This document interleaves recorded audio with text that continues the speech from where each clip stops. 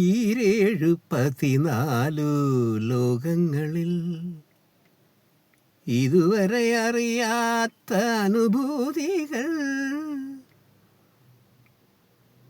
ഈരേഴ് ലോകങ്ങളും അറിയപ്പെടുന്ന ഒരു പ്രശസ്തമായ അമ്പലത്തിൽ പണ്ട് ഞാനും കുടുംബവും പൊങ്കാലിടാൻ പോയി. ഭയങ്കര തിരക്കാണ്.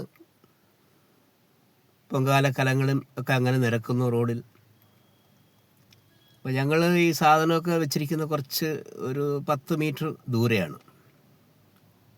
പൊങ്കാല ഒക്കെ അടുപ്പ് കത്തിച്ചു തുടങ്ങി. എന്തോ സാധനം എടുക്കാൻ വേണ്ടി ഞാനിങ്ങനെ നടന്ന് താമസിക്കുന്ന അല്ല റൂം വരെ പോയിട്ട് വരികയാണ്. വന്നിരിച്ചു ചെരുപ്പ് ഒന്ന് പൊട്ടിപ്പോയി. അപ്പോൾ ഞാനത് മാറ്റി റൂമിലിട്ടു. ആ ചെരുപ്പില്ലാതെ ഞാനിങ്ങനെ നടന്നു വരികയാണ്. അങ്ങനെ 2 തവണ അങ്ങനെ നടന്നതോ സാധനം എടുക്കാനും വെക്കാനും ഒക്കെ. അങ്ങനെ നടന്ന് 2-3 ദിവസം കഴിഞ്ഞു. പൊങ്കാല എൻ്റെ അതൊക്കെ കഴിഞ്ഞു തിരിച്ച് വീട്ടിൽ വന്നു. 2-3 ദിവസം കഴിഞ്ഞപ്പോൾ എൻ്റെ കാലിങ്ങനെ പൊള്ളിയിരിക്കുന്നു. അതായത് 2 കാലിൻ്റെ ഉപ്പിറ്റ് മുതൽ ആ ഉള്ളം കാലൊക്കെ ഇങ്ങനെ പൊള്ളി ഇരിക്കുകയാണ്. അപ്പോൾ ഞാനത് ഡോക്ടറെ കൊണ്ട് കാണിച്ചപ്പോൾ അത് ഷുഗറിൻ്റെ പ്രശ്നമുള്ളതുകൊണ്ട് ഞാനത് അറിഞ്ഞില്ല. സെൻസേഷൻ ഇല്ലായിരുന്നു. അപ്പോൾ അങ്ങനെ കാലിനൊരു വിരലിനൊക്കെ ഇച്ചിരി ഡാമേജ് വന്നു. പിന്നെ ടെസ്റ്റൊക്കെ നടത്തി ഇൻസുലിനൊക്കെ വെച്ച് ഷുഗർ കൺട്രോൾ ചെയ്തു. അപ്പോൾ അങ്ങനെ ഒരു ഭക്തി കൂടാൻ പോയതാണ്. നമ്മൾ തന്നെ വരുത്തി വെച്ച വിനയാണ്. പൊങ്കാല നല്ല വൃത്തിയോടുകൂടിയും ചിട്ടയോടുകൂടിയും ഭക്തിയോടുകൂടിയൊക്കെയാണ് ചെയ്തത്.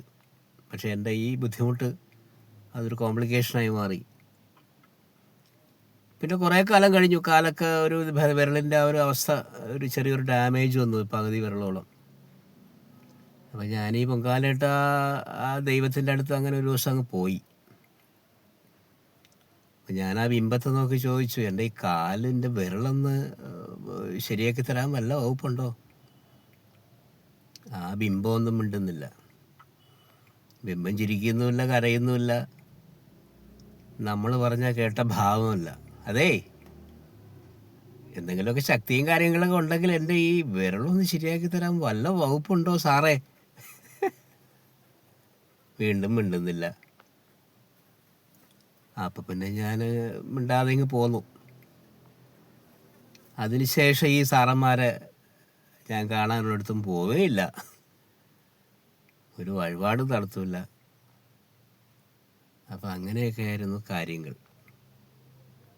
അതാണ് വിശ്വാസം അന്ധമാണ്.